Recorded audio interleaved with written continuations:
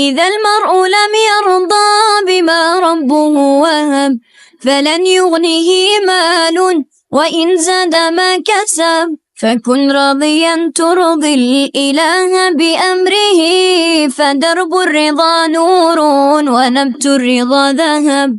وكن راضيا لا تسخطن لشدة كما الشوك لا يعطي الرحيق ولا العنب. وكن راضيا لا تسخطن لشدة كما الشوك لا يعطي الرحيق ولا العنب. وإحسان ظن في الإله وشكره فتلك معاني الخير خط بها الأدب.